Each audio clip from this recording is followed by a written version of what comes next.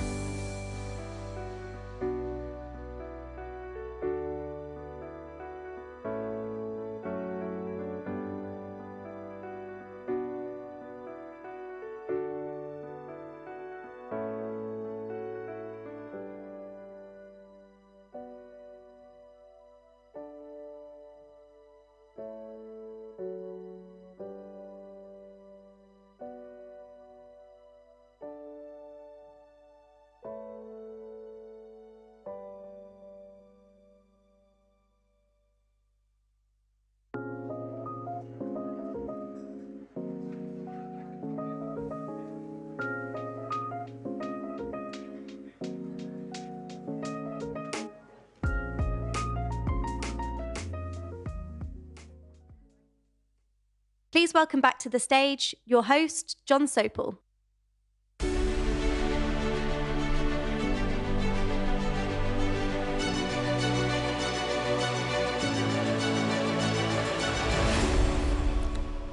He's in the building. He is here. He has got a microphone on. Ladies and gentlemen, our Secretary of State for Defence, Ben Wallace.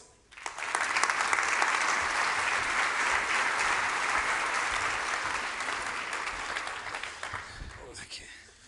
Welcome. Thank you, John. I hate it when I make an interview plan and then I have to rip it up. This weekend I ripped up the interview plan that I had for talking to you. I do want to talk about Ukraine and the state of things as they are, but you have just now delivered your final statement in the Commons.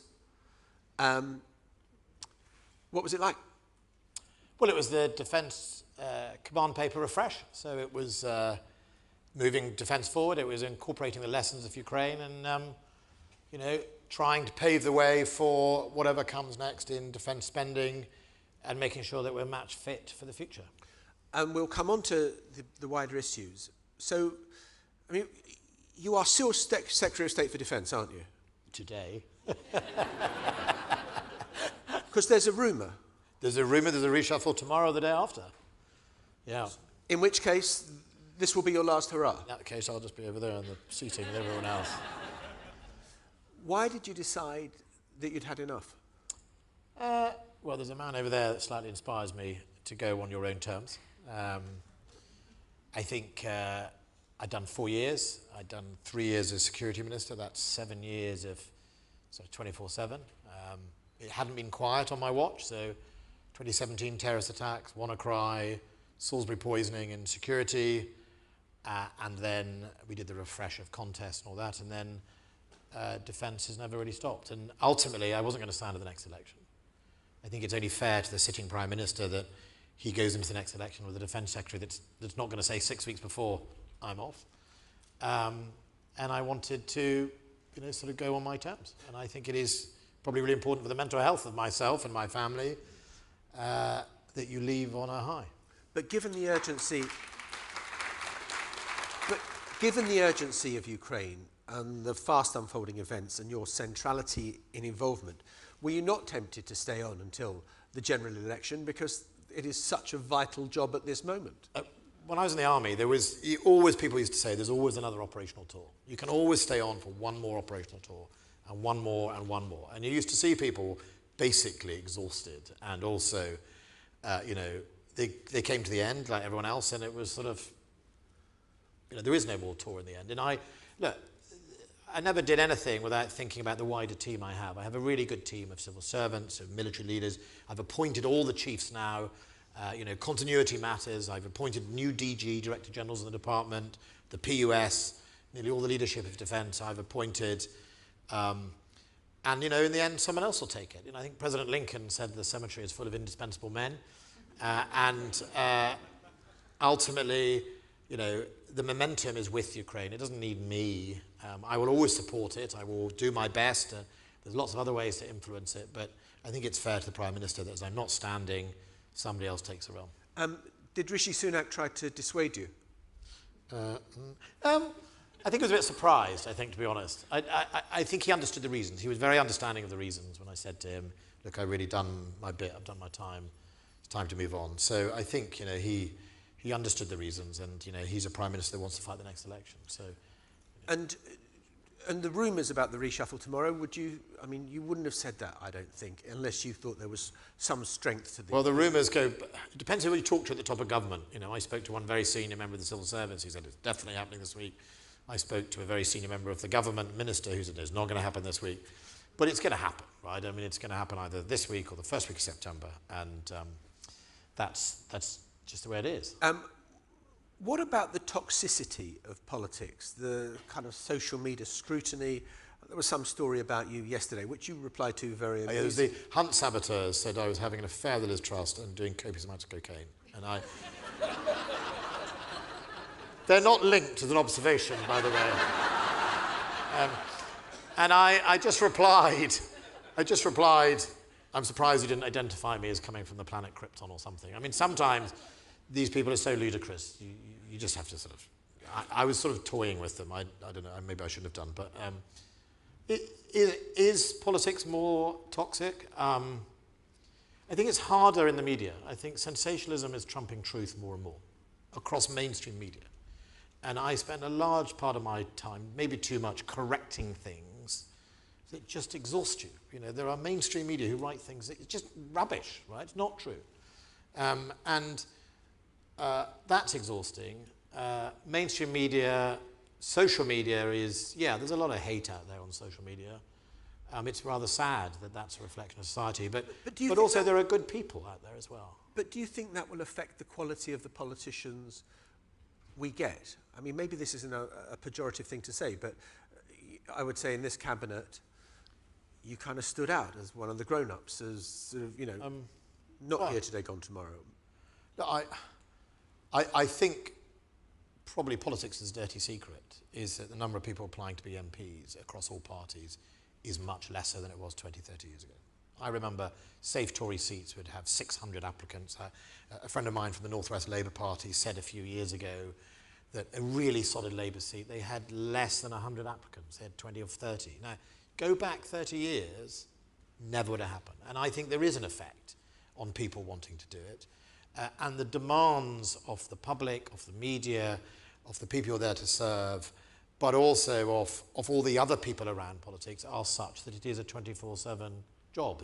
And I was taught a long time ago, I think by Ken Clarke, you've got at least 4 masters. You've got your association, your constituents, the government or the party, and you've got your family. And you will never please more than 2 of them at any one time.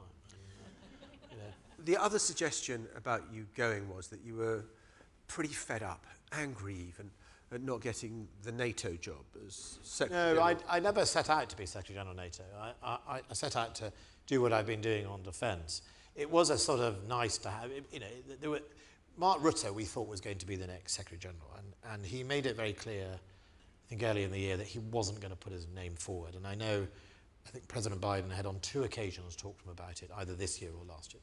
So when that became an opportunity, I thought, well, that would be something good to do, time to exit my time here. But it wasn't something I'd harboured in me for 10, 20 years. I think I could have done it. I think I would have understood the wheels that are required. But there are plenty of other candidates. And I think that the Americans probably wanted a head of state. If I have a theory, I think they thought 31 members, what they really want is the next Prime Minister or President. So do you think it was the Americans who blocked you? If you think the electorate of the Tory party MPs are a curious bunch, the 31 nations of NATO with no process, no ballot, no one ever declares actually that they want to be a candidate. That's the first puzzle. So who knows how it worked. There were obviously competing views, but I think it was interesting. I got on very well with the French. I was with President Macron the week before. Actually, I'd be very aligned to some of how France feels about the future direction of NATO and European defence and investing in our defence and questioning some of the things. And I think people just take people at face value. I don't think they ask the details. Did the Prime Minister give enough of a push? No, he did. Because I read that the French blackballed you, the Americans blackballed you. I don't think we got... Rishi Sunak blackballed you? No, Rishi Sunak really worked hard on it.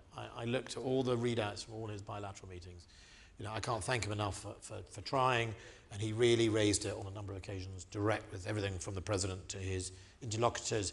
I had quite a lot of support from lots of people, but there is ultimately a question about, I suppose, who's going to lead an organisation of 31, and I suspect they wanted a head of state. And then, of course, you get into the other power blocks of the EU, Europe, Atlantic, positions on China, positions on Russia, hawkish, not hawkish. I mean, we heard the stories about it's time for a female head of NATO. That's great. Of course, you also want somebody who's going to spend 2%, right? So suddenly you get down to Eastern European women, the brilliant Prime Minister of Estonia, and of course they're too hawkish for potentially the Germans or the French. So suddenly you start getting into this sort of a wiring diagram that doesn't seem to please anyone. So I did say at one stage, well, we should all just get used to the Secretary General from Iceland. I mean, poor old Jens is doing a 3-year job over 10 years. I mean, it's just impossible for anyone to move on. So let us move on to the substantive issues of NATO and what is happening in Ukraine. I suppose the one thing that has happened that, I think it was Emmanuel Macron who was saying that NATO was brain dead, and no one would say that now. It's found its reason to be in a way that was unimaginable prior to the invasion by Russia of Ukraine. Is NATO in a stronger position? And we hear about the fraying of NATO unity. What is more remarkable in your mind, the fraying or the extent of the unity? Well, first of all, NATO has worked. Throughout this war, an ever more aggressive President Putin with constant threatening red lines that usually then melt away, he hasn't dared go near NATO. Russia has been very, very cautious of respecting NATO's territory. We have not seen, lashings out into the areas like Estonia or Latvia. They have been absolutely considerate of Russia, of NATO. We've seen provocation in the air, a Russian aircraft going into airspace, but they have been really, really cautious to make sure that they don't provoke. So you could argue the alliance in itself functions, the deterrent of Article 5 functions. But Macron wasn't that wrong, right? Is that post-1991, NATO had just stagnated, right? So all the things that used to be really important at NATO, such as common standards, so we all buy the right type of shell or the right type of caliber missile or whatever it is, didn't matter, you could fire them from your own platforms, all of that had started to drift. So back in the Cold War, every bridge in Europe had to be able to take 40-ton vehicles so that you could move your armoured vehicles. That had all gone. I mean, at one stage I worked out that large parts of our armour were just defeated by a bridge because people had given up a long time ago and just built whatever they wanted. So that common standard, the working out of moving vehicles around Europe on railways, it all just gone quiet, gone dead. Many populations in Europe would have been surprised that NATO was a nuclear alliance. They'd just forgotten to talk about it. And so it didn't have plans to do what happens if. They had just died, really. And now we see regional plans, which I think 4,000 pages of very detailed plans of what happens in scenario B. We've seen a reinvigoration of what NATO needs and the Supreme Allied Commander needs to do its job, and new domains. And the counter-offensive, is it making progress? It is.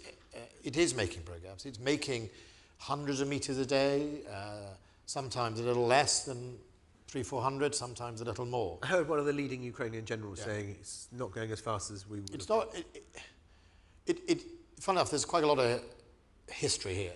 If you look at US generals and British generals in the Second World War, Patton would often complain about the speed of British advance. But it was an advance. And the Ukrainians are having to learn on the job capabilities that they didn't really have. Combat engineering and the way they configure their forces is not how we do it in the West. In the West, we have combat engineers quite deeply into our organization. These are people that lay mines, lay bridges, remove obstacles, cross obstacles. They don't quite have that in the Soviet army originally. So they are learning as they go. The Russians are just throwing mines everywhere.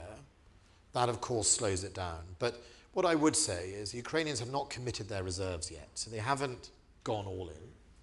They are still advancing, albeit slowly, on 3 fronts, east and 2 in the sort of southwest. They will inevitably make a decision on which is the axis, and then they'll commit their reserves. So it is not yet worryingly slow.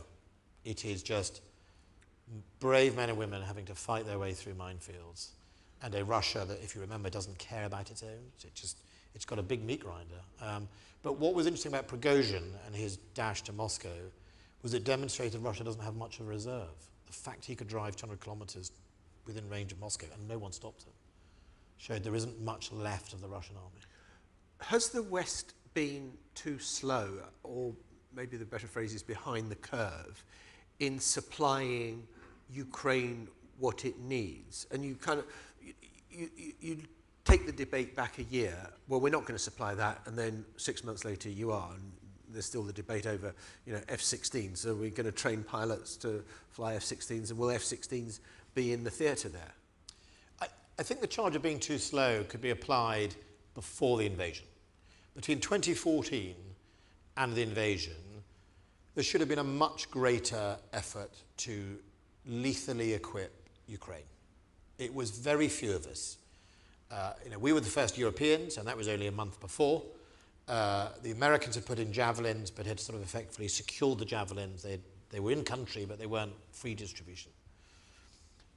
But once it started, there was sort of debates about could they have tanked earlier, could they have done things. I'm not so sure. I mean, what we've always tried to do is give them the effects they require. So a fighter plane is a good example. A fighter plane does three things. It does anti-air, it shoots down other aircraft. It does combat support, so it supports troops in the field. And then it does deep strike, so it hits targets like headquarters 300-400 kilometres away. We've managed to give them all those capabilities in a different manner. So the Storm Shadow missile hits in the deep, 200-300 kilometres away, the target. The HIMARS did 80 kilometres. The handheld, and now we've got Patriots, anti-aircraft missiles.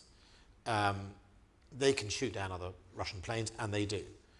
And then the close air support, interestingly enough, opens up a question for ourselves, which is one of the highest attrition rates of the Russian attack helicopters, right? Because they're really vulnerable. So what you see on the front line is a lot of use of drones, dropping hand grenades, or sort of one up from that, doing a similar job to supporting troops in the field. So I don't think, if we'd given everything on day one, it would have all been brilliant, and it would have been much, much better. Because also people have to learn to fight and use them. I remember when HIMARS and the M270s were introduced, the initial instinct of some of the Ukrainians was to use them in the same way they used them in the Soviet army. Well, they'd have run out. They'd have run out in about a week, right?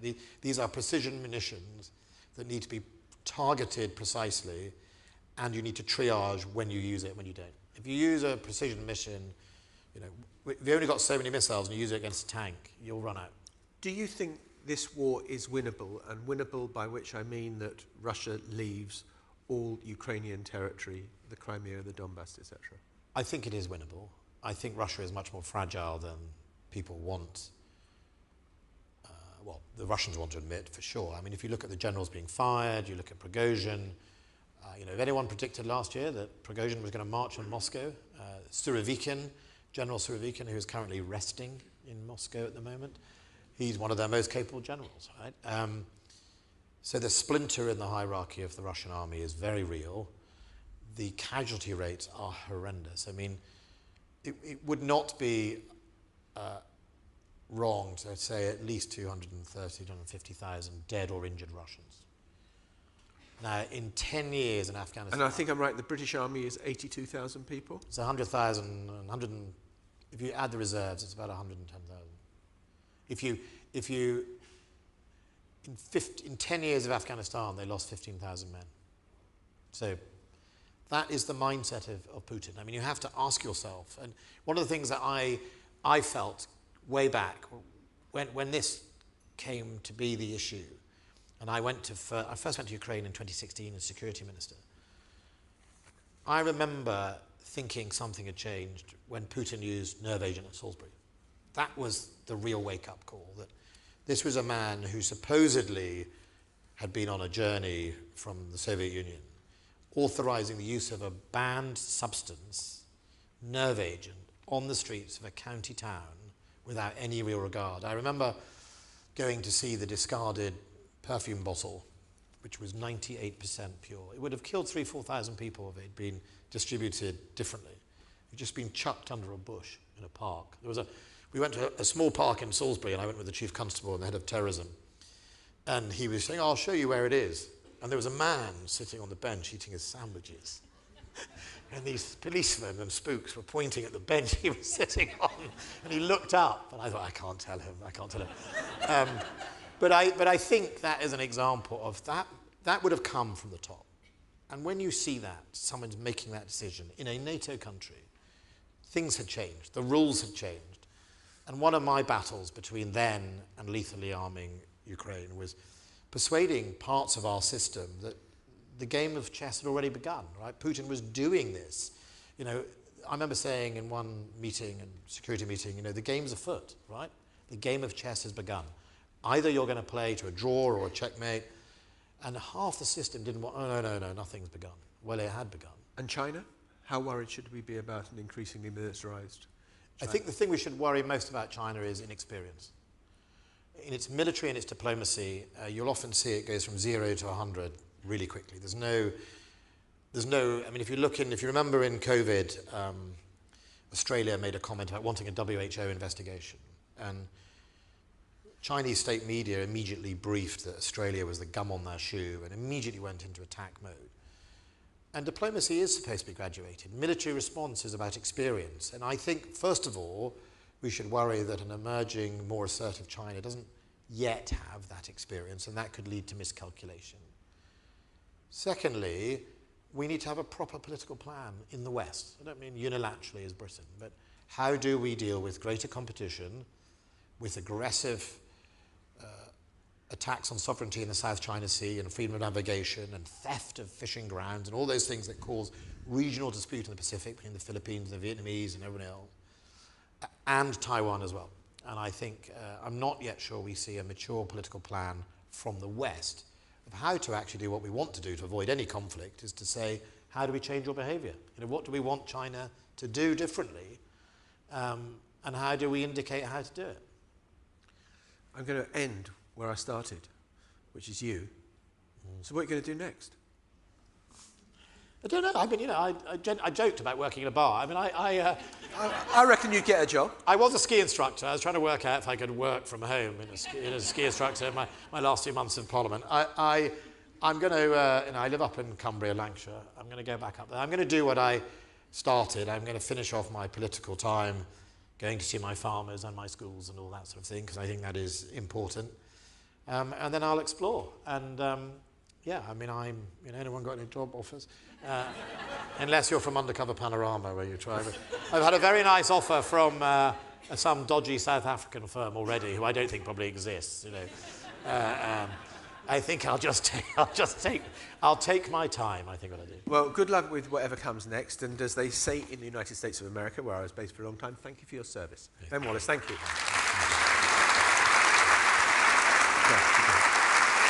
Thank you.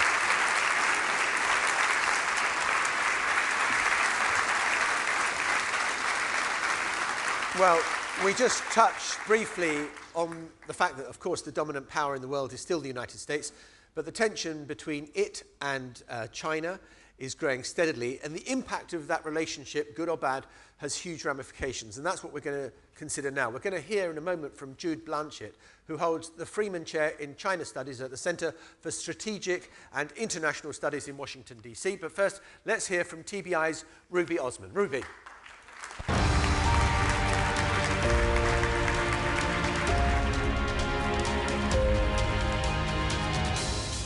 Hi everyone. Tensions between the US and China have the potential to impact a wide range of the UK's domestic and foreign policy. It's what ChatGPT told me when I asked why the UK needs to be paying more attention to the US-China relationship. But ChatGPT has a point.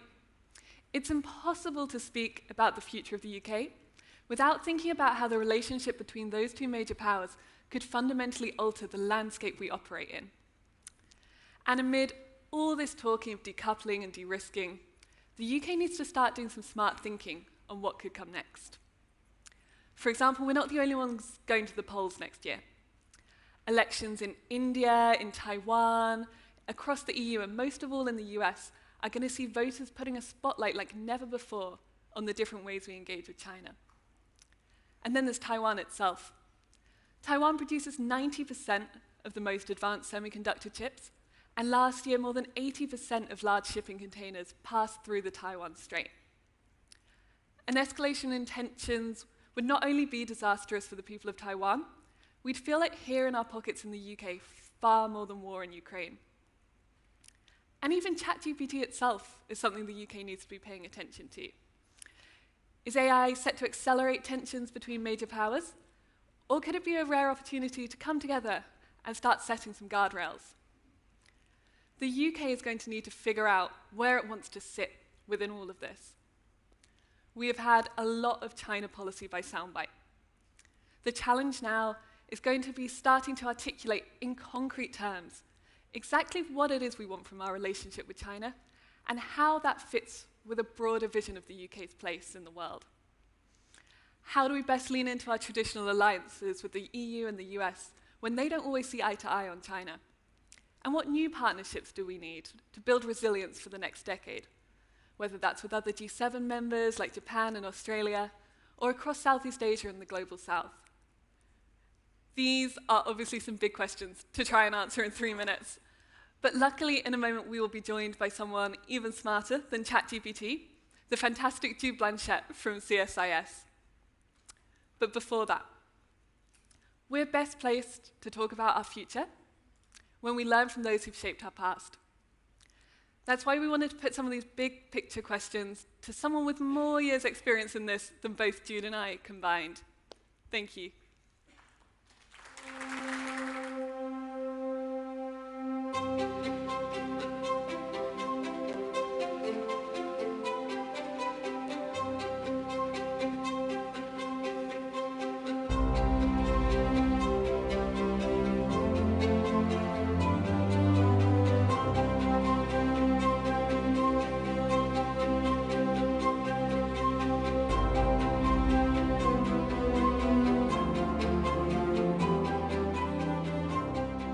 Dr. Kissinger, thank you for joining us today to look at what's happening in the US-China relationship and what it means for countries in the middle to navigate some of those tensions. But first of all, I just wanted to start by taking a bit of a step back. We've seen a lot of people likening the current situation, the current tensions, to a new Cold War. But as someone who was in the room watching a lot of the original Cold War unfold, what do you make of that comparison? When I started getting involved in China relationship, we had had no contact with China for 25 years as a government, and very few private people. So I had the conventional view that China was very similar to the Soviet Union.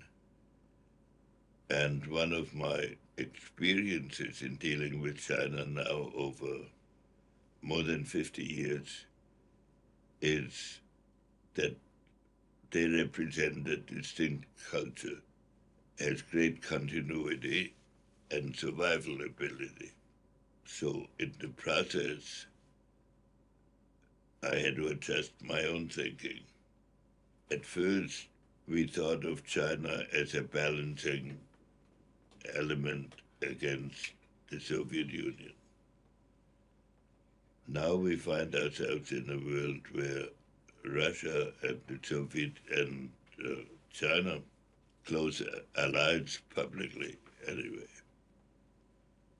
So that's a new situation.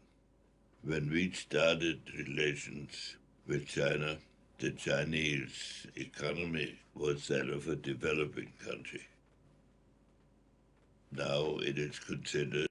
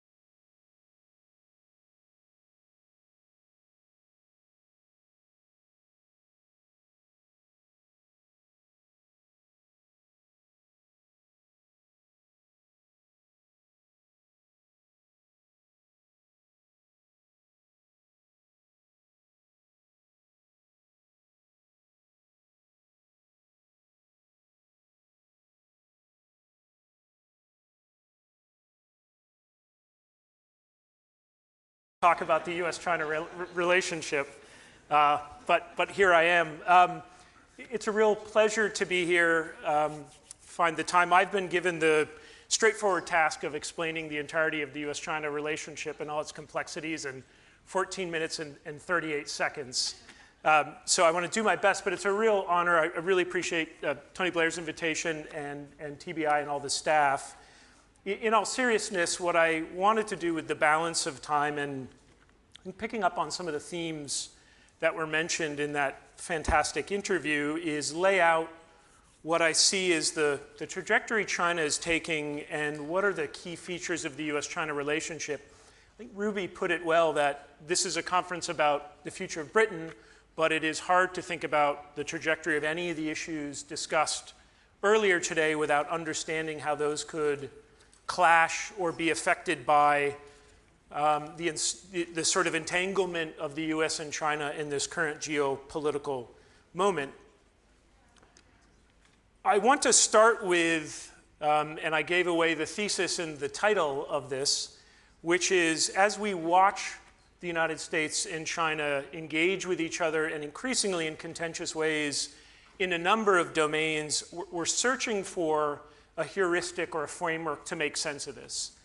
And it is seductive and I think quite understandable that one of the analogies we're reaching for is this a new Cold War? And if we think about the broad parameters of the US-China relationship, I understand why this is the metaphor that we're looking for.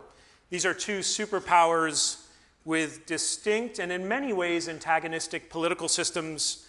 This is a global competition. This spans the military, technological, economic domains. But there, I think the parallels between the first Cold War and the current US-China relationship end. This is 2023, and I think we heard in the last interview a question by Ruby saying that really the challenges that confront the UK, but the United States and democracies globally are vastly different from those that we confronted in the 20th century, even as we feel some of the legacies and indeed some of the challenges of the 20th century, like major power war, in front of us today. But this is not 1947, this is not 1968, this is not 1991, and Beijing is not Moscow. The global community will not fracture into blocks.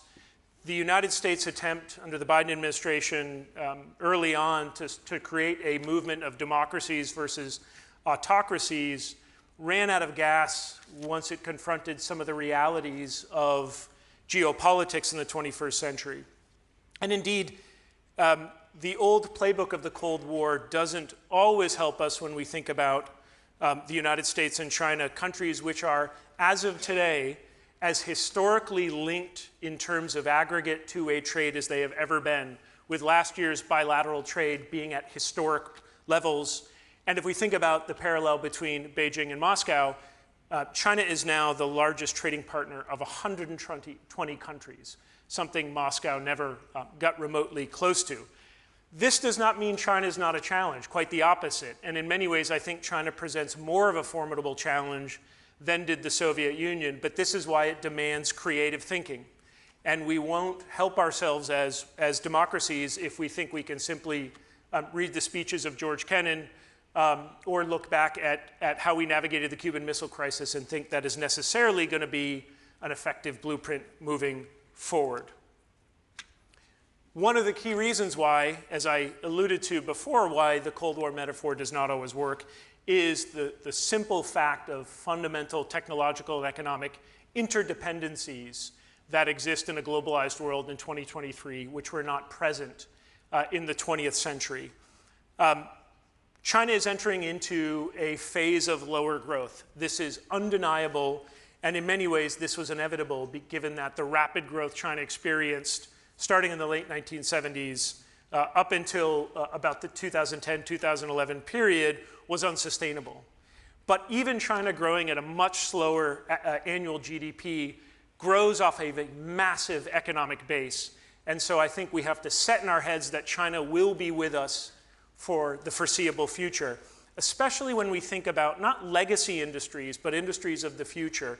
I have a few quickly Googled statistics here to highlight one of these issues which has come to prominence over the past several weeks as we've had new data about China's emergence as an electric vehicle superpower.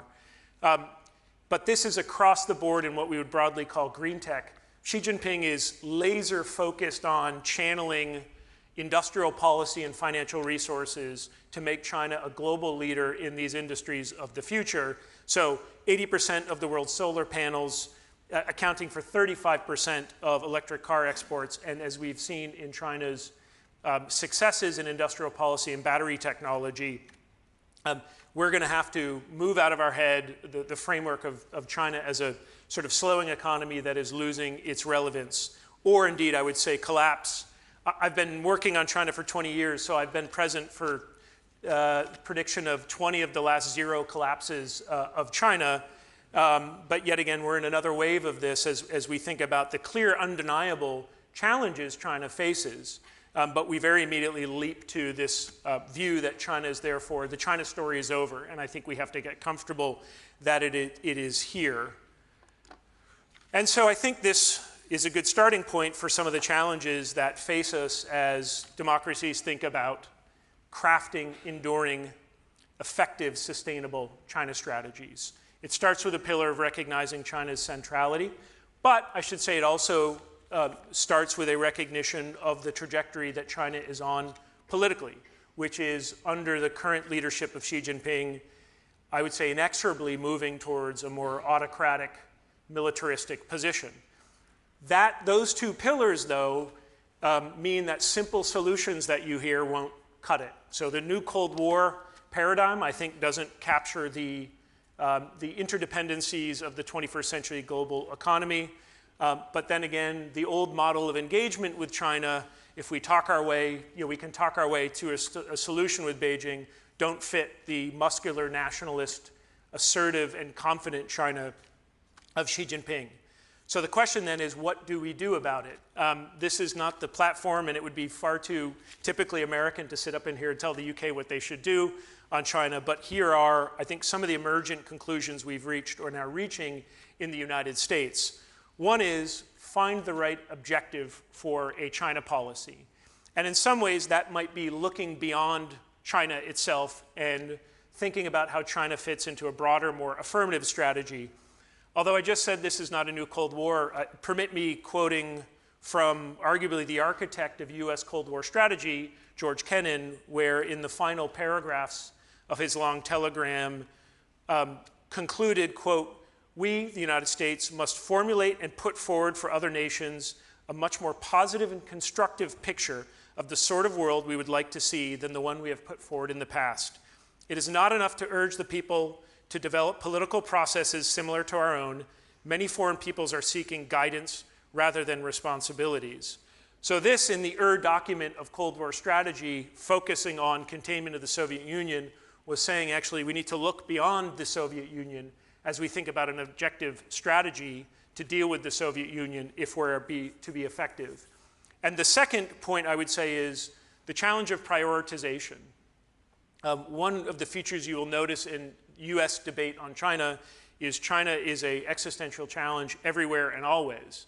And that makes crafting good policy difficult if you can't prioritize where does China interact with our interests that are fundamentally at odds and we need to prioritize, and where do we have to cede ground to China, not because we necessarily agree with it, but because we have our own sort of bigger fish to fry and strategy to implement.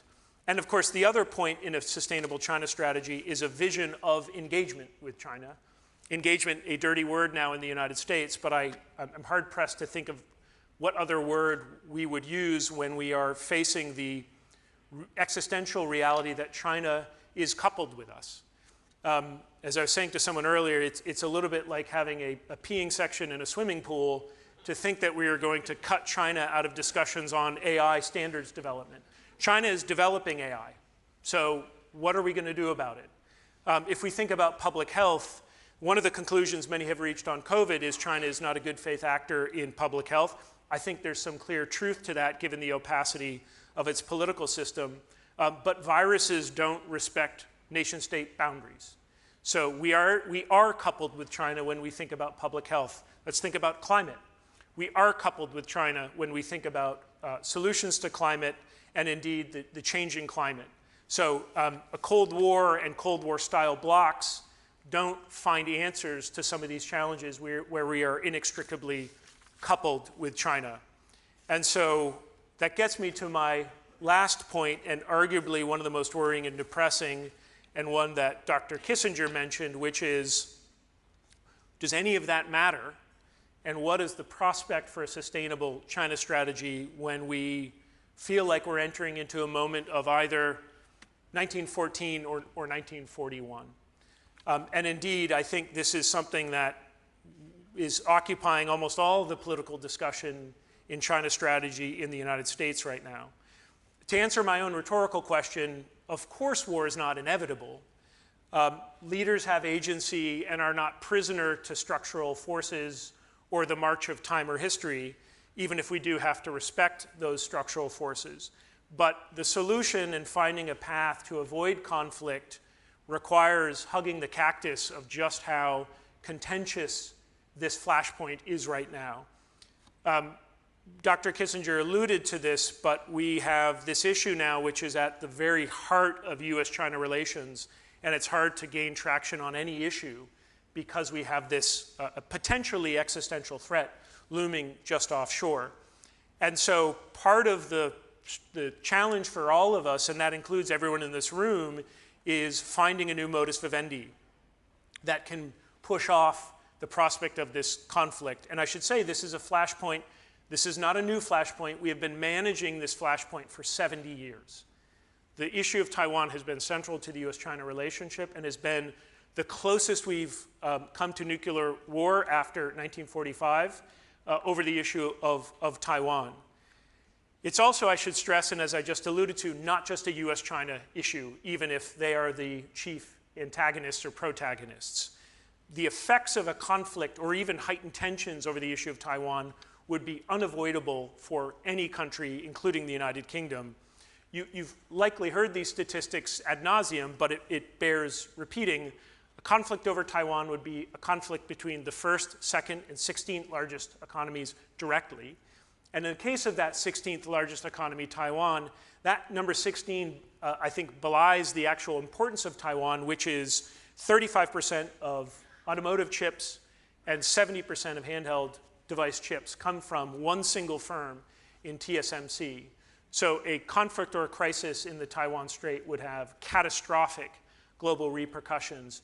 Even as many think they can sit on the side and watch this and hope that this is solved, this is really a global challenge, and one where I think the United Kingdom is much to sort of, I think the hope many that it could be avoided is a central player.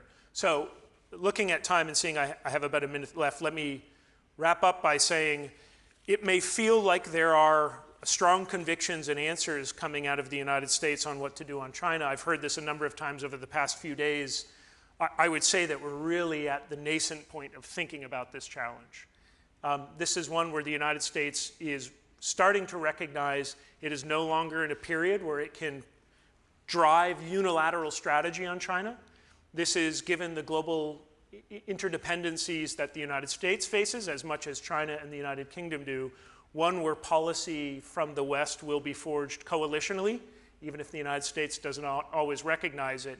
And on many of the hard issues, whether that's Taiwan, technology, human rights, values, the United States needs answers from partners, close partners like the United Kingdom.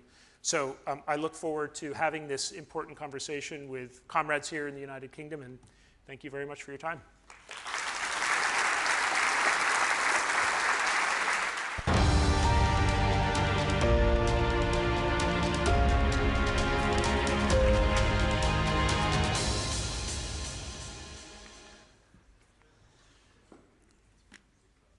There has been a lot of talk today about governance and governing. So it's my honour now to introduce our next speaker, who hopes to be forming the next government in the United Kingdom, Sir Keir Starmer, and in a moment he will be speaking to Tony Blair himself after Keir Starmer has laid out his vision. Keir Starmer.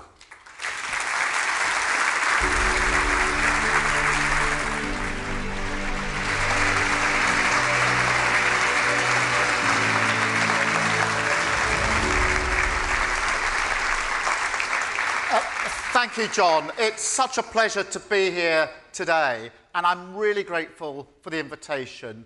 And Tony, thank you personally for the invitation and for all the support that you've given me since I've been Labour leader. But most of all, for the work that you do here at the Tony Blair Institute. And I've been back at HQ today working on the by-elections, but I've heard report after report about just how good today's been, the ideas coming out of it. And that is absolutely what you'd expect, because the Institute is always, as you would expect, relentlessly focused on the future. Draws deeply on what's happening beyond our shores, we just heard that, the very best in public policy innovation. But it remains grounded in a fierce commitment to this country and a burning belief that we can be better. Now, sadly at the moment, that optimism is becoming a faintly heretical belief. But today I want to set out a defence of that position and explain how my Labour Party is crafting a political project and programme that can deliver it. It begins with a single-minded purpose: to fight the pernicious idea that background equals destiny, shatter what I call the class ceiling, and build a country where you don't have to change who you are just to get on, and where families believe, with the certainty that they deserve, that the future will be better for their children. That's my politics. It's my story, and for me it's also the driving force of progressive politics, the currency of our hope. But by anyone's standards, that's in short supply at the moment. I think everyone knows, you've been discussing it all day, that there are enormous challenges. The in-tray of the next government will be like none other. And without decisive leadership, it will gnaw away at our collective sense of collective purpose and push us towards a learned political hopelessness, a mindset of decline. Now, to be honest, it's impossible to list all of the challenges. We'd be here all day.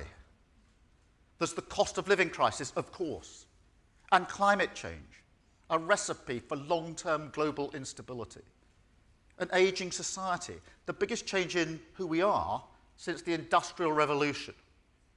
Artificial intelligence, a technology that will, there's no doubt about this, reshape our economy and quickly. The changing balance of power in the world and an unforgiving global race, not just for jobs, but also for the new materials and supply chains needed to sustain prosperity in this changing world. And then, as if that wasn't enough, on top of it, we have the mess of the last 13 years. A botched Brexit deal that strangled our economic dynamism. A mortgage bombshell that will blow up British home ownership. Infrastructure starved of investment. Wages totally flat. Public services on their knees. The worst period for British productivity since Napoleon. Make no mistake, it's a new age of insecurity. And we're not even close to match fit. So we've got to get back on our feet, join the race, win the race, and get our future back. We need three things: growth, growth, growth. Now, you may have heard a refrain a bit like that before. But I'm serious. It's the only answer that can restore long-term hope and opportunity. We need to rebuild the foundations of our economy, fundamentally change Britain's growth model. Growing the economy, and crucially how you do it, that is the central question. And not just here in Britain, for progressives everywhere. The biggest barrier to our purpose of lifting working people up. Now, it actually helps to think about this politically. It simplifies things. Because when progressives win, they do so with a fairly universal argument. And it runs like this: that we will deliver, no matter how volatile the external world, security for your family, for your community, and for our country. And from that strong foundation, guaranteed by a dynamic state with world-class public services, your aspirations can flourish, success can be realised, and you can get on. Get on in a growing and stable economy that creates new opportunities, pays for that strong foundation, and, where necessary, the redistribution needed to tackle injustice. That's our argument. And when we convince on it, we win. But when we forget elements, when we forget security or aspiration, wealth creation or economic stability, then yes, we lose. But we also lose when we stop persuading new people to our argument. That's what I mean by project. Who do we need to convince again? And for my Labour Party, for me, after the collapse in Scotland in 2015, the loss of the Red Wall in 2019, and the divisions of the Brexit years, the project is to return Labour to the service of working people, to become once again the natural vehicle for their hopes and aspirations across all 4 nations of these islands. It's not the only path a progressive party could take. There are other directions. The rabbit hole of narrow identity politics. That's not a new thing, but it's always there.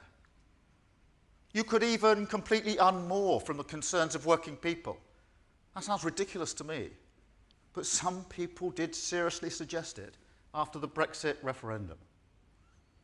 But no, I am completely convinced that reconnecting with working people is the right path. Not just because I feel it in my bones, although I do, but also because it forces us to confront the realities of the country and its challenges more starkly. Most of all on, you guessed it, growth. Because the central reason progressive parties around the world have struggled to connect to working people isn't anything to do with woke. That's a distraction on both sides of politics. It's rather that an underlying assumption of the traditional argument that growth would be distributed evenly across a country and its people has, when faced with the headwinds of globalization and technology, collapsed. But also that whilst redistribution will always be a tool in our box, it can't be a one-word plan for everywhere outside the southeast. That's not enough on its own to persuade people, working people, that the traditional argument still holds. And so, we don't convince. That's why growth in every community is the oxygen of our ambitions, totally central to our programme, our 5 national missions. It is, of course, a mission in its own right, the highest sustained growth in the G7. That's our goal. But the other 4, clean electricity by 2030, an NHS fit for the future, safer streets in our communities, and shattering the class ceiling, they all require growth, and they all support growth. Now, to meet all these challenges, the British state needs fundamental reform. That's why our mission-driven government, is a new approach to the state. It's about the how as well as the what. A new way of governing that draws on a deep body of work. It does mean breaking down silos, joining up services, power out of Whitehall, a total rewiring. But also a new mindset when it comes to what we think government is capable of. A total rejection of the short-term sticking plaster outlook that can't focus on the future. that washes its hands and says, no, we won't intervene on behalf of businesses and working people. Take technology. I totally accept the optimistic message of this conference on the role it can play in public services. You can see that in our reform plans. The work Jonathan Ashworth is doing on how artificial intelligence can deliver quicker, more responsive services in Job Centre Plus. Where's Streeting's commitment to use it to improve diagnostic speed and accuracy for diseases like cancer? Or Bridget Phillipson's plans to finally crack the code on digital skills and weave them through a new skills curriculum. Technology can be a game changer. There's no question about that. But look, there'll be no technological revolution in our public services unless we have an economy that is open to that, with new institutions that can crowd in new investment, and a government that takes seriously our reputation, our global standing in everything that it does, that truly believes you need dynamic government to seize the opportunities of the future. No, to be a careful steward of the economy in a volatile world, to grow the economy through difficult times, you need to be proactive. That's the lesson staring us in the face. The stand-aside state can't cope with the world in front of us, where other countries don't behave in the way market dogma expects, where global supply chains can be weaponized by tyrants, and where, for working people, trickle-down growth means power trickles up and jobs trickle out. So in short, on the road back to hope and opportunity, the signpost is labelled growth. Growth for our purpose, growth for our project, growth for our programme. A new growth model for Britain that accepts the imperative of economic stability, but still charts a new course, that modernises our public services, invests in the industries of the future, gives communities control, backs science, enterprise and our universities, reforms our broken labour market, reskills the nation, restores our standing, and bulldozes through the planning laws that hold our future back. A long-term plan for long-term prosperity. But finally, one place where I do take issue with Tony, the idea that this is somehow beyond left and right.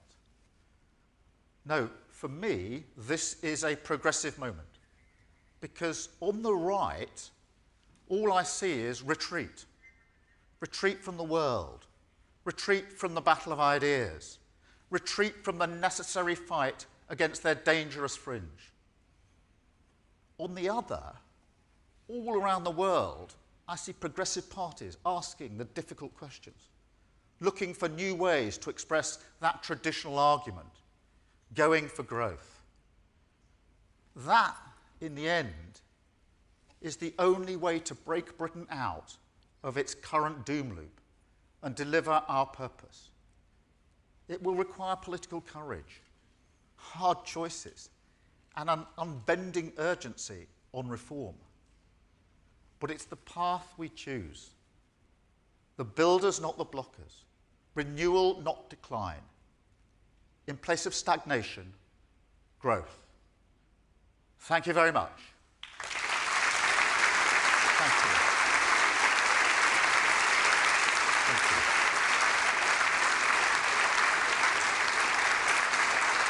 I think we're going here. Hi. You good? Which one are you? Am I here? Fantastic. Well, this is a first. So, thank you very much indeed for coming. I'm really, really grateful. Thank you so much for the speech. Before we get on to the substance, how are you enjoying Prime Minister's questions? I'm a bit out of practice. But he's not turning up. I haven't seen him for 3 weeks. We got one tomorrow, and then I think only 2 more before conference. So, yeah, I think he's more than anyone else. Yeah, that's something I really don't miss, you know. Yeah. No, even now, wherever I am in the world, sort of midday Wednesday, I think I've got this uneasy feeling. Yeah, that's what it was. Well, I think at least you moved it from twice a week into once a week. Yep. So that's only on a Wednesday at 12. It's a small number of people who should be grateful to me, but they should be very grateful. I keep reminding the Shadow Cabinet that back in the day, the Prime Minister used to sit on the front bench and choose which of his ministers would answer the question. Yes, so we could go back to that model. Yeah, I mean, we never know what they're going to say, though. That's the thing. Okay, so, you know, you've done an amazing job. You've taken the Labour Party in 2019. It was on the brink of extinction, frankly. And you've taken it, I know you can't say it's on the brink of government, but I think it's a pretty good prospect. And yet, I think we both agree that 1997 is very different from 2024. You know, in 1997, we had a lot of things to do, but on the other hand, we could see that growth had stabilized, and we could look forward to over 2% trend growth. What you're going to inherit next year is, I mean, as I said earlier, it's grim, right? Yeah, it's going to be really tough. But I think this point about the mood of the country is really, really important, because now we've got to a position where we're a credible contender, and that's all we are. We've got a lot of work to do. People are looking back to when this last happened. And we've, I mean, as you know better than anyone, we've only won from opposition 3 times. And obviously 97 was the last time. And the mood then was one of growing optimism. That song, Things Can Only Get Better, that resonated because it felt that was the mood of the country at the time. The economy was growing, and you know, what Labour was able to come in and absolutely sort of turbocharge that sense that we're going to go into a new century, it's a new way of doing politics, modernising, things can only get better. That's not the position now, by a long shot. The economy is badly damaged. Public services are, I say, on their knees. My wife, who works for the NHS, would say on their face. And the mood of the country, I think, is pretty bleak. And I think many people fall into 2 camps. The camp that says to me, I like what you're saying, your missions, the change that I think you would bring about, but can you do it? Can you do it? It seems too broken to me. And then another group that say, will you do it? We've been lied to so much in the last 13 years, we don't actually believe anything anybody says. So the mood is very different. The reason it matters, I mean, it's not just a sort of historic, interesting analysis. We have to get the mood of the country right, because we have to speak to the country where it is now and not where we'd like it to be. And therefore it's a mistake to us to speak to the country as if it's 1996. We've got to speak to the country as it is in 2023. Right, and they want a sense of realism. Yeah, reassurance. They want hope, of course, but the reassurance has to come first. Do you get it? Do you know how bad things are? Do you know how much I'm struggling? Can you fix the immediate problem? And can you deal with the longer-term fundamentals that we need to fix? I mean, I'm personally a fan of the 5 missions, because here's what I think they do, which I think is really important in this context. I mean, if you take over from Rishi Sunak next year, you will be the 6th Prime Minister in 8 years. And in the previous 37 or 36, I think we had 5. So, but not only have we many prime ministers, but they've all been very different from each other, right? So David Cameron, Theresa May was very different from David Cameron. Boris Johnson was very different from Theresa May. Sunak was... There was one in the middle there, Truss. Oh, yeah? Well, Easy to overlook. Yeah, well, she was very different. Yeah. So the thing is, what that does, I think this is really important, because what that does is, it means you cannot have a consistent government policy, right? Yeah. So I think what is really important to me about these missions is that they set clarity of direction. It's so important that we have mission-driven government for all those reasons.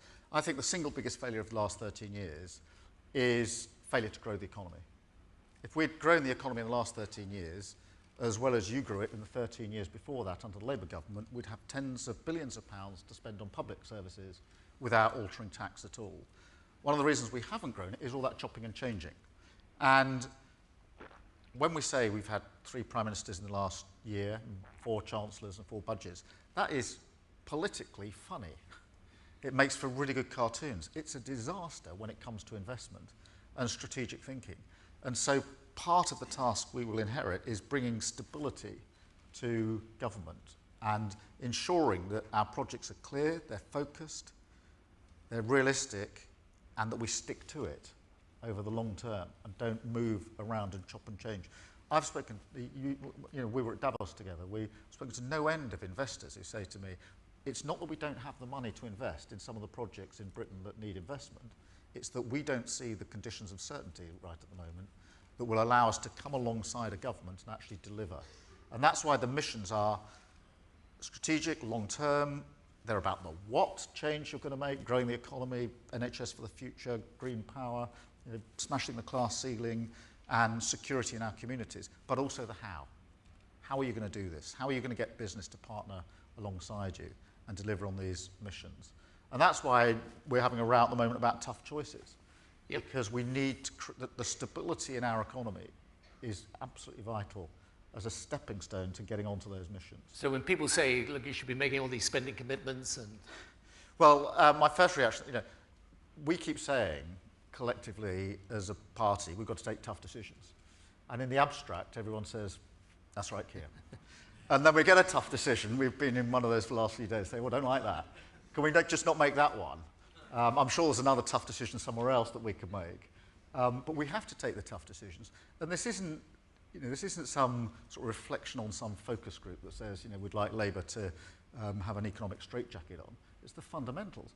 Liz Truss was very different to others. She proved the thesis that if you make unfunded commitments, then the economy is damaged and working people pay the price. Right, and that could be tax or spending, right? That could be tax. For her, it was unfunded tax cuts, but it could be unfunded spending. So if you want proof that unfunded commitments cause economic damage, which is then visited on working people, you've got a living example of that. And that can come from both sides of politics. And so it's a fundamental. I will not let the next Labour government get anywhere near the equivalent of what Liz Truss did. Because it will... But it is also, for that investment, we need to partner with business to get these missions done because they're massive. They'll make a big difference to our country if we can do it.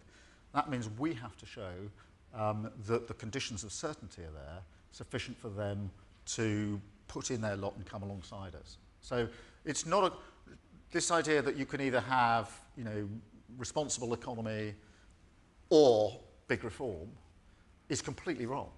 The only way you get the big reform is by having a secure economy. And that's the discussion that we're having internally in the Labour Party now. I'm absolutely clear about the direction of travel on this. I mean, I think the other thing that's interesting is that, some of the... So people always say, yeah, but how are you going to do these things? But, for example, in the speech you've just given now, you mentioned planning specifically. Yep. And one of the things we've explored today at this conference is in relation, for example, to the clean energy revolution, just how planning's holding us back, right? Yeah, completely. I spoke to the CEO of one of our big energy companies not long ago, and I said, look, just assuming for a moment that we are able to come into power and I want to get to clean electricity, clean power by 2030, how quickly could you build me an onshore wind farm? And he said, 2 years. Wow, we're going to be really motoring here. So I said, well, how soon do I get power out of it? He said, oh, that'll be 13 years. I said, well, talk me through that then. He said, I'm going to lose 5 years to planning. And then even when I've done that, I said, well, we're still losing 6 years here. Where does that come from? Said even when we've done the planning, we've got through that, then the grid will not start crawling towards me until I'm ready to switch the power on. So 13 years. We can't win the race for the next generation of jobs with that. So we're going to have to be really bold on planning and remove those impediments. And this is what I mean by mission-driven government, which is if you get elected into government with 5 missions, then you are democratically entitled to say that's the direction of travel for our country, because we put it to the country and they said we want these fundamental changes. Then got a choice as to how to do it. We could say, well, they're our missions, so we'll suck it all up to the centre and run it through government, which will be a big mistake. Or we can say, well, the missions are clear, so the private sector normally follows and the market's pretty good, so let them get on with it. That won't work. Or we can partner where we say, this is what we're trying to achieve. You are vested in helping us achieve this, and our job is to make sure the conditions are such that you can ensure that happens. So for those onshore wind farms, the job of an incoming Labour government is to say, we're going to deal with planning laws, we're going to deal with all of the problems in infrastructure that are holding this back, and through this partnership deliver, in this case an onshore wind farm, but there are plenty of other examples, and actually get ahead of, and that of course, I mean, onshore wind is not just about the climate obligations, it is the single, clean energy is the single best way to keep our bills down, to ensure that we have energy security, so Putin can't put his boot on our throat, and the next generation of jobs are bound up with this. The Inflation Reduction Act in America is like a magnet for investment at the moment. The EU has responded, and this government's sitting it out. We've got to turn that around. I mean, one of the things, obviously, is in relation to the partnership between public and private sector. I mean, I know you spend a lot of time talking to business and to the business community. Have you got from them, is there a set of things that they're looking to from government that you can identify? Yeah. The first is stability, economic stability, because they say we're not coming near this until you're... The first thing is stability. The second is a long-term strategy. The missions are intended to be long-term. Just another, I mean, this is another wind farm example, but it serves the purpose. Whiteley is the biggest onshore wind farm in the UK. It's just outside Glasgow. There's 350 wind turbines there. It's amazing to go and see it. It's like a film set. It's incredible, on the side of the hill there. And when I went there with the CEO of Scottish Power, I looked at them. They're big, incredible pieces of manufacturing. I said, how many of these were built in the UK then? And he said, none of them. I said, well, why not?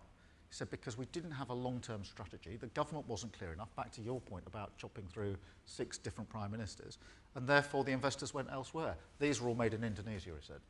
And they were towed in, literally towed in to Scotland and erected there. And so business is saying security, clear, strategic goals, and you're going to stay the course, and they've got to be the right goals. I mean, I think this is one big difference from when we were in, because in a way, you know, that we had a situation where growth was strong, the economy was running reasonably well. I mean, obviously, there were changes that Gordon and myself made that were important, but I think there's a much greater priority now as we enter a new age industrially for that partnership between public and private sector. Yeah. I think it's the only way we can deliver. If you look at the money that's needed to invest in clean power, you can't do it all through state funding. That's never going to get us there on time. So we need that partnership. But we need to create the conditions in which that partnership works.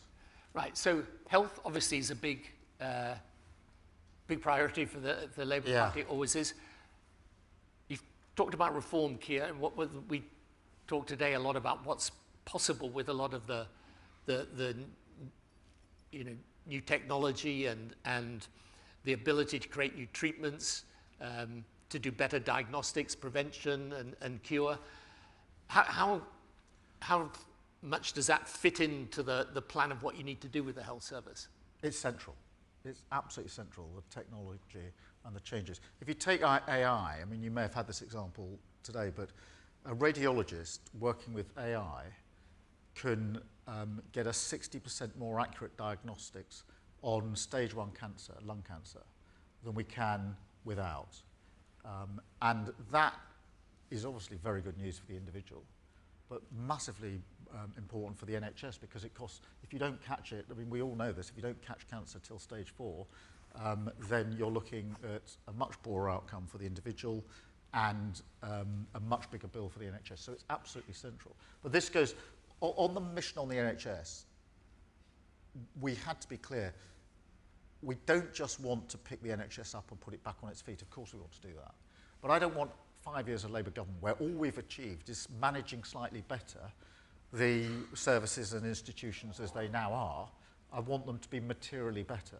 And whatever the mistakes the last 13 years, and there have been many, the challenges facing the NHS are just fundamentally different now to the challenges it faced 75 years ago. And the techniques for dealing with it, technology has gone so fast, right? The AI.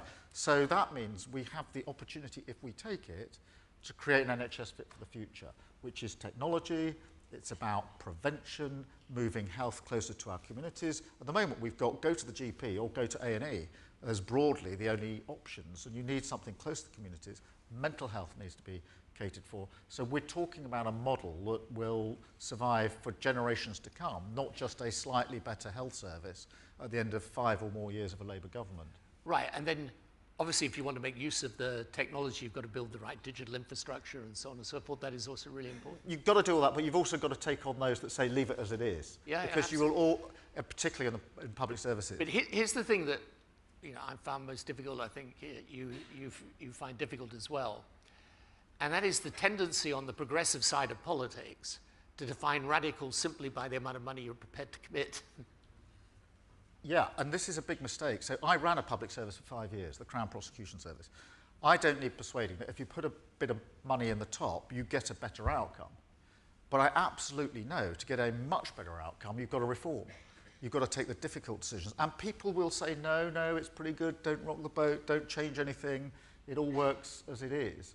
But you've got to reform. And an example from when I was running the Crown Prosecution Service, the first thing I did was to go around the country to all of our offices to try and learn what our staff were doing on the ground. And I remember it was a sort of freezing cold January day, and I was in South Wales, and we're in the office, and this van pulled up, and then into which were loaded lots and lots of papers, and then it set off over the mountain to the Crown Court for the next day. And when it was en route, one of the cases got switched to a different court, a sort of reverse and go in a different direction. And I said, what is this?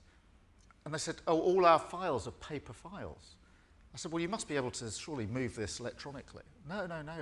We've always done it this way. And so we've got to make use of the technology, we've got to win the argument, but we've also got to win people over to the idea that this is what is necessary. Right, that science and technology will be critical to the future. So, Keir, we only a short time left. The Labour leader is always in receipt of an inexhaustible supply of advice on how to lose an election. So, the thing that's most difficult, I always think when because your people. The difference is sort of, when you're in the Conservative Party, you kind of think, right, it's your divine right to govern. So, you just get on with it, yeah. Okay? I mean, I think they're a bit different now. But with the Labour Party, the people want this sense of enthusiasm. They want to be enthusiastic about what they're going to do. I mean, when you look back, the other difference between us is that I was lucky enough to have Neil Kinnock and John Smith before me. You weren't, right? So, put it like that. So I just want in the last bit, because people should acknowledge what you have done since 2019, because I tell you, it was not easy.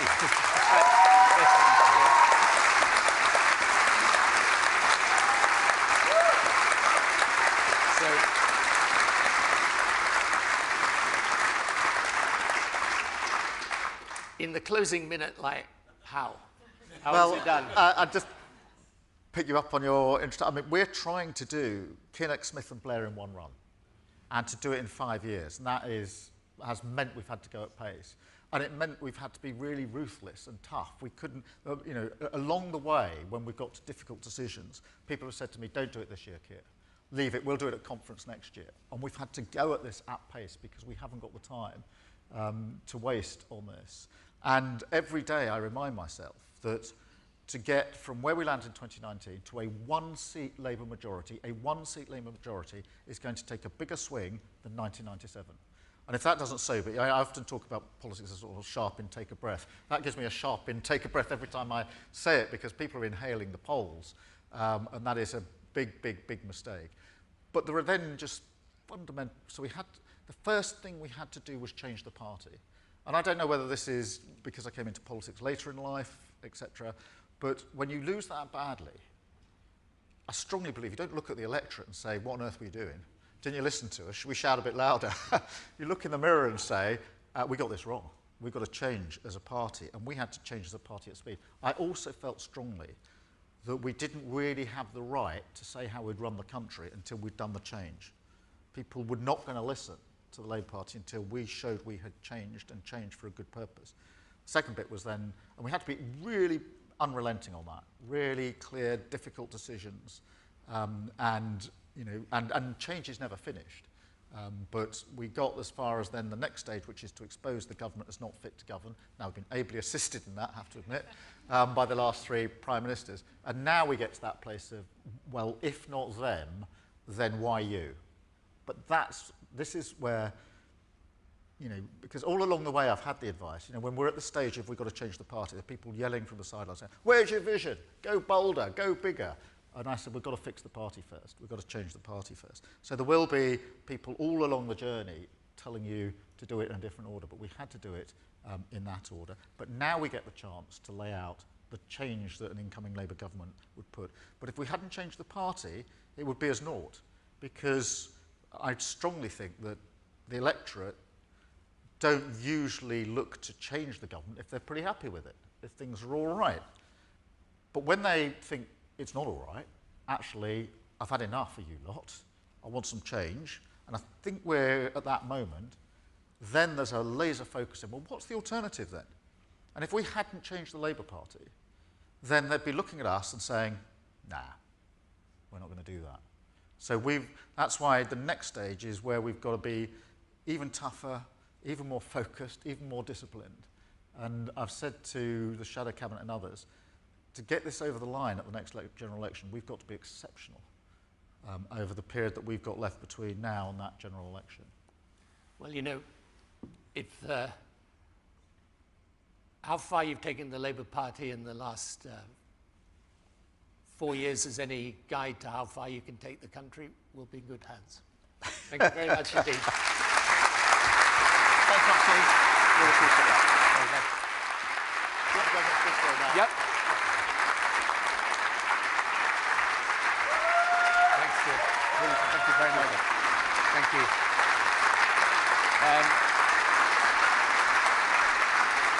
Right. Thank you so much, everyone, for coming today. It's been absolutely wonderful to have you here. I hope you've enjoyed it. I hope you've got something out of it. We have been absolutely honoured to have you with us. Have a great rest of the day, rest of the year, and who knows, next year, be even more exciting. Thank you very much.